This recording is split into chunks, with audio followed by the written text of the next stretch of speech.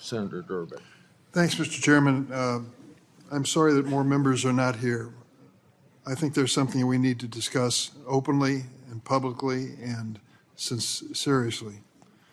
Yesterday's meeting with several nominees led to some questionings, which I think have to be reflected on, and none of us should have just a gut reaction.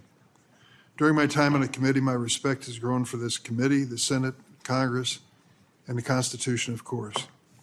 From advice and consent to power of the purse, the Founding Fathers granted the legislative branch exclusive powers in the Constitution, exclusive, in part to ensure the executive branch did not become too powerful.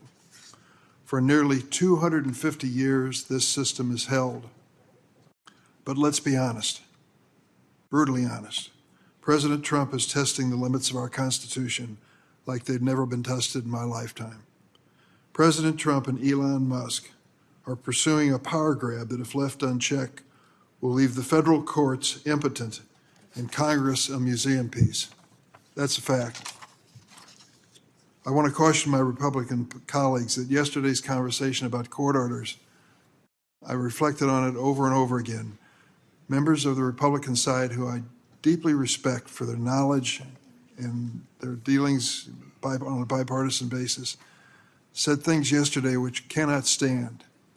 The notion that anyone can ignore a court order, particularly an elected official, really calls into question the fundamentals of checks and balances.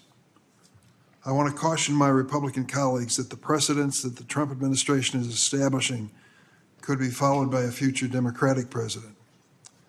We now have a precedent that an incoming president can fire the FBI director and nominate a partisan campaign advisor who pledges to seek retribution against the president's rivals. We have precedent that the deputy FBI director can now be someone like Dan Bongino, a partisan conspiracy theorist with no previous FBI experience, though he did, in fairness, serve in the Secret Service. For more than 100 years, the deputy FBI director has been a career FBI agent. Today, we have an FBI director in Mr. Bongino who has said an Oppo research firm for Democrats, he called the FBI an Oppo research firm for Democrats with an armed political enforcement branch. He said the agency should be disbanded. He's now the deputy. Thanks to acting Deputy Attorney General Emil Bove, we also now have the precedent that the Justice Department's senior ethics officials can be partisan political appointees. This is a dramatic departure from longstanding practice under previous administrations, Democrat and Republican, where a senior official had responsibility for ethics. But the list doesn't end here.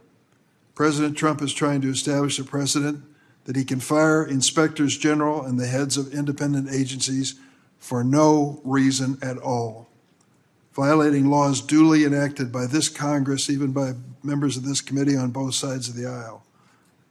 The Justice Department recently informed this committee it plans to ask the Supreme Court to overturn a 90-year-old precedent known as Humphrey's Executor, which upheld the constitutionality of laws protecting the heads of independent agencies from being fired. Who cares? Why does this matter? Because agencies like the National Labor Relations Board and Consumer Product Safety Commission, even if not familiar to most Americans, play crucial roles in protecting the rights of workers and the safety of all Americans.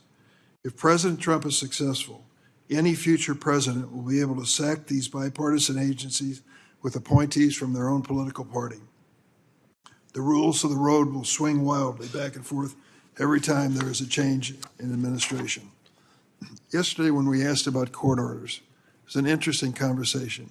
The nominees were not willing to say unequivocally that a public official should follow an order of the court. I found that breathtaking because, as I said, it raises serious existential constitutional questions. And then in the rebuttal period, one of the Republican senators, he's here, I'm glad he's here, Senator Hawley, said, would you require that someone, I don't want to misstate his words, and I'm going to give him adequate time to respond. Would you say that someone facing the Korematsu decision, a horrible decision creating Japanese internment camps, would be required to follow that order? Or how about Dred Scott and his treatment of slaves as non-citizens? Would you follow that court order? But of course, if you go down that road and choose to take it, what would a racist say about Brown versus Board of Education? I'm not going to follow that court order. In good conscience, I can't. And then what do you have? I think we've got to step back and have an honest discussion about this. And I hope it can be on a bipartisan basis. And I will assume at the outset that all the senators engaging in it share, as I do, the sanctity of the oath that we've taken to uphold this Constitution. There's a lot to do in this committee. We'll get beyond the somewhat routine nature of nominations. But I hope we have a Congress that survives this process. And I hope that members on both sides will realize our obligation is to the Constitution more than any single political party. Thank you, Mr. President.